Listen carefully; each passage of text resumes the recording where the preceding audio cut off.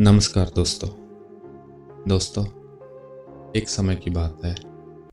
एक गांव में हरिया नाम का एक मजदूर रहता था। वो बहुत गरीब था। उसकी एक पत्नी और एक छोटी सी बच्ची थी। हरिया जो भी कमा के लाता था उसी से उनका घर का गुजारा चलता था और उसी से वो खाना खाते थे।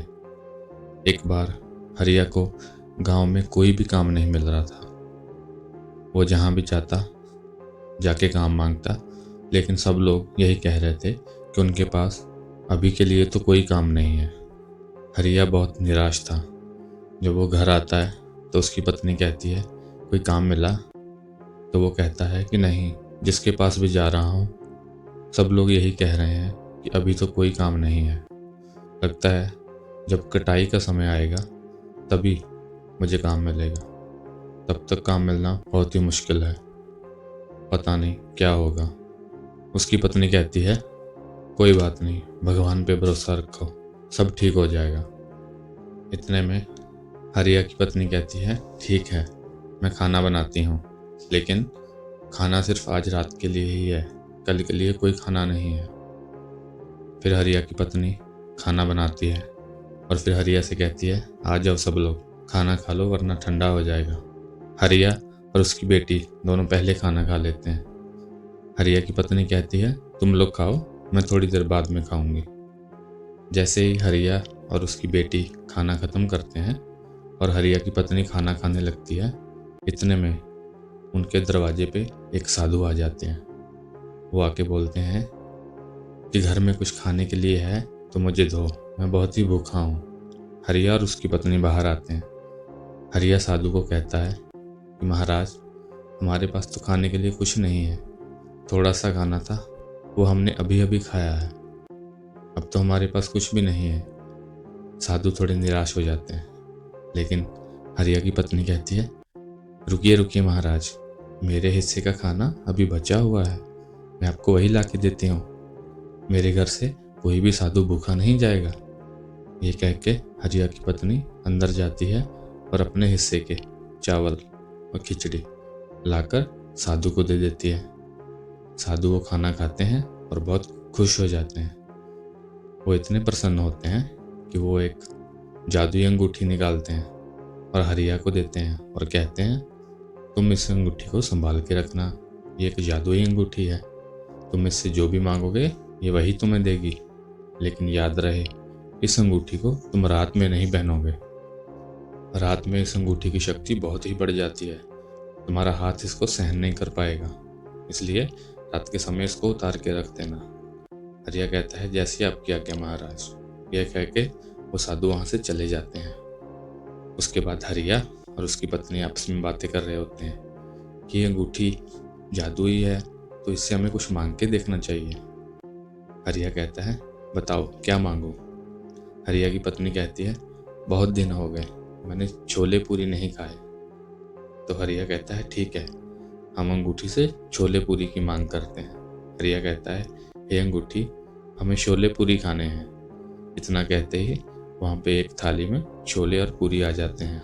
दोनों बहुत खुश होते हैं और फिर मिलकर खाना खाते हैं।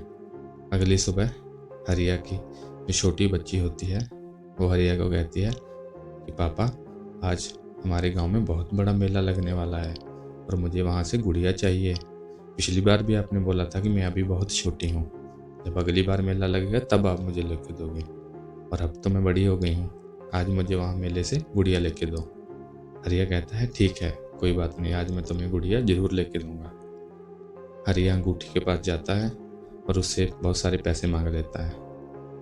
हरिया के पास पैसे आ जाते हैं।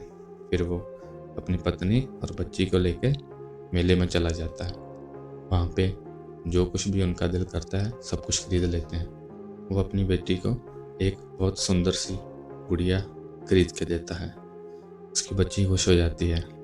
उसकी पत्नी कहती है, मुझे साड़ियाँ लेनी है। हरिया उसको साड़ियों की दुकान पे लेके जाता है। वहाँ पर बहुत महंगी महंगी साड़ियाँ होती हैं, लेकिन हरिया उसकी पसंद की सारी साड़ियाँ उसे खरीद कर देता है। वहीं मेले में खड़े दो व्यक्ति देख रहे थे। यह दोनों व्यक्ति मोहन और प्यारे थे। ये दोनों व्यक्ति इस गांव के सबसे बड़े सेठ रामचंद्र के पास काम करते थे, और वो दोनों ये देख रहे थे ये इतना गरीब आदमी इतना कुछ कैसे खरीद रहा है। ये व्यक्ति तो कुछ दिन पहले हमारे मालिक रामचंद्र के पास आया था कि कुछ काम मिल जाए, लेकिन इसे काम तो हमने दिया नहीं था, तो इसके पास पैसे कहाँ से आए। वो दोनों हरिया के पास आते हैं और कहते हैं, हरिया कैसे हो तुम। हरिया कहता है ठीक है। वो कहते हैं, हरिया कुछ दिन पहले तुम काम मांगने आए थे, तुम्हारे पास तो कोई काम नहीं था और हमने भी तुम्हें काम नहीं दिया था क्योंकि हमारे पास काम नहीं था, तो फिर इतने सारे पैसे कहाँ से आए कि तुम इतनी सारी खरीदारी कर रहे हो। हरिया ने बात को घुमा दिया। उसने बोला कि मुझे कुछ काम मिल गया था दूसरी जगह, वहाँ से जो भी पैसे मिले उसी से इनको मेले पे ले आया। यह सुनकर वो दोनों वहाँ से चले जाते हैं। फिर हरिया घर आ जाता है। फिर हरिया सोचता है कि उसे ऐसे अंगूठी से पैसे मांग मांग के नहीं जीना चाहिए, उसे मेहनत करनी चाहिए।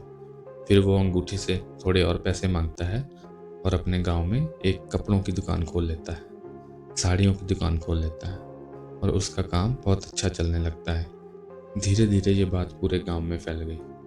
हरिया के कुछ दोस्त थे जो आपस में बातें कर रहे थे, यार देखो हरिया की कितनी बुरी हालत थी, लेकिन पता नहीं ऐसा क्या हुआ, कहाँ से उसके पास पैसे आए। उसने अपनी दुकान खोल ली है, अच्छी चल भी रही है। अब तो उसने लोगों को पैसे देना शुरू कर दिया है, जिसको भी ज़रूरत होती है उसके पास जाके पैसे मांग लेता है। वो दोस्त तय करते हैं कि वो भी अपना कारोबार चलाने के लिए हरिया से पैसे मांगेंगे। वो ऐसी बातें कर ही रहे होते हैं कि उधर से हरिया चला आ रहा होता है। यह लोग उसको पूछते हैं कि हरिया किधर जा रहे हो। वो कहता है, यार मैं तुम लोगों के पास ही आ रहा था, तुम लोगों को यह बताने कि मेरी दुकान अब अच्छी चल पड़ी है। अगर तुम लोगों को कुछ पैसे की ज़रूरत हो तो मुझे ज़रूर बताना। वो लोग कहते हैं, हाँ यार हम तुमसे यही मांगने वाले थे, हमें भी अपना कारोबार करना है, कुछ पैसों की मदद कर दो तो बहुत मेहरबानी होगी। हरिया कहता है, कोई बात नहीं, जितने चाहो ले आ सकते हो। फिर वो दोस्त पूछते हैं, हरिया एक बात बताओ, इतनी बड़ी दुकान खोलने के लिए तुम्हारे पास पैसे कहाँ से आए। तुम्हारी हालत तो हमारी जैसी ही थी। क्योंकि वो हरिया के बहुत अच्छे दोस्त थे, हरिया उनको जादुई अंगूठी के बारे में सब कुछ बता देता है। तो वो सब सुनने के बाद वो वादा करते हैं कि वो ये बात किसी को नहीं बताएंगे। इस तरह धीरे धीरे हरिया गांव में बहुत सारे लोगों को कारोबार करने के लिए पैसा देता है। सब लोग बड़े खुश थे, लेकिन यह बात उस गांव के बड़े सेठ रामचंद्र को हजम नहीं हो रही थी। उसने अपने दोनों नौकरों को बोला, प्यारे और मोहन को, कि जाओ पता करो कि क्या माजरा है, ये कैसे इतने पैसे बना रहा है। वो दोनों हरिया के घर की निगरानी करना शुरू कर देते हैं। एक रात हरिया अपनी पत्नी को कह रहा था कि भाग्यवान, मुझे लगता है कि हमें ये अंगूठी अब किसी को दे देनी चाहिए, क्योंकि मेरा कारोबार तो अच्छा चल रहा है, अब हमें इसकी ज़रूरत नहीं है। हमें इस अंगूठी को किसी ज़रूरतमंद इंसान को दे देना चाहिए। उसकी पत्नी कहती है, जी हाँ आप सही कह रहे हैं, अब हमें इस अंगूठी की ज़रूरत नहीं है। यह बातें वह दोनों सुन लेते हैं। प्यारे और मोहन अपने सेठ के पास आते हैं और उसको बताते हैं कि सेठ जी, वो दोनों किसी जादुई अंगूठी के बारे में बात कर रहे थे कि उसी से उनकी किस्मत बदली है। सेठ कहता है, अंगूठी से किस्मत कैसे बदल सकती है, तुम फिर से जाओ और पता करो कि अंगूठी से किस्मत कैसे बदली उनकी। अगले दिन वो दोनों फिर उसके घर की निगरानी करते हैं। घर के पास आकर दोनों की बातें सुन रहे होते हैं।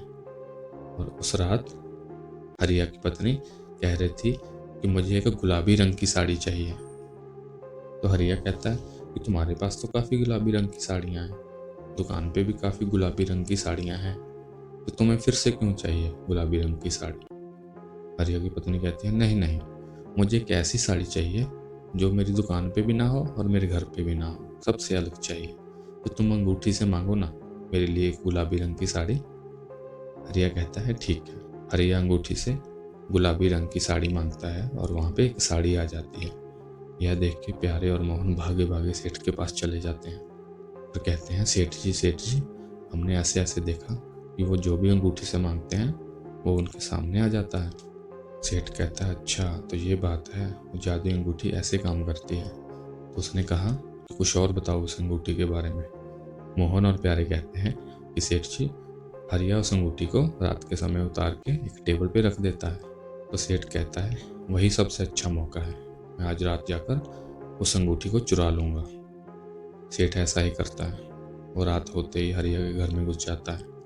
जैसे वो घर में घुसता है, अंगूठी चमक रही होती है, क्योंकि रात के समय उसकी शक्ति बढ़ जाती है। सेठ उस अंगूठी को उठा लेता है और अपने घर वापस आ जाता है। घर आते ही वो अंगूठी को पहन लेता है और उससे मांगने लगता है कि मुझे बहुत सारे सोने के सिक्के दो ताकि मैं सबसे अमीर हो जाऊं। लेकिन क्योंकि वो रात का समय था और उसको वो अंगूठी नहीं पहननी चाहिए थी, इसलिए उसका सारा हाथ खराब हो जाता है। हाथ से खून निकलने लगता है। वो तुरंत उस अंगूठी को उतार के फेंक देता है और डॉक्टर के पास जाता है। डॉक्टर उसकी मरहम पट्टी करता है और उसको कहता है कि सेठ, ये तुम्हारा हाथ बिल्कुल ख़राब हो गया है, इसको ठीक होने में बहुत महीने लग जाएंगे और तब तक तुम कोई काम नहीं कर सकते। यह सुनकर वो सेठ बहुत दुखी हो जाता है। वो घर वापस आता है और उस अंगूठी को लेकर हरिया के घर में चला जाता है। वहाँ जाकर उसे सारी बात बताता है और कहता है कि हरिया, मुझे माफ़ कर दो, मेरे मन में लालच आ गया था, मैं ये अंगूठी चुरा के ले गया था, लेकिन मैं इसका हकदार नहीं हूँ, ये तुम्हारी है और तुम्हारी ही रहेगी। ये कहकर वो वहाँ से चला जाता है। हरिया अब सोचता है, यह तो बहुत बुरी बात हो गई, अब तो हमें ज़रूर किसी ज़रूरतमंद इंसान को इसे दे देना चाहिए, इसको किसी गलत हाथों में नहीं पड़ना चाहिए। हरिया अपनी पत्नी से ये बातें कर ही रहा होता है कि उनके घर के बाहर एक बूढ़ा व्यक्ति आता है और वो आके आवाज़ लगाता है, कोई घर में है क्या? कुछ खाने के लिए है तो मुझे दे दो, मैं बहुत भूखा हूँ। हरिया बाहर आता है और देखता है कि एक बूढ़ा व्यक्ति खाना मांग रहा है। हरिया अपनी पत्नी को कहता है कि जाओ अंगूठी लेके आओ, यही सही व्यक्ति है उस अंगूठी के लिए। हरिया की पत्नी अंगूठी लेके आती है और हरिया उस बूढ़े व्यक्ति को उस जादुई अंगूठी के बारे में सब कुछ बता देता है।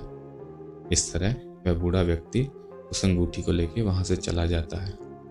वो बूढ़ा व्यक्ति घर से थोड़ी ही दूर आकर अपने असली रूप में आ जाता है। दरअसल वो बूढ़ा व्यक्ति वही साधु था जिसने ये अंगूठी हरिया को दी थी, क्योंकि अब वो साधु उस अंगूठी को वापस लेने आए थे, क्योंकि हरिया की ज़िंदगी अब बदल चुकी थी। हरिया ने बहुत सारे लोगों को पैसा दिया, बहुत सारे लोगों ने कारोबार खोला और सब लोग खुशी खुशी अपना काम करके अपना जीवन व्यतीत करने लगे।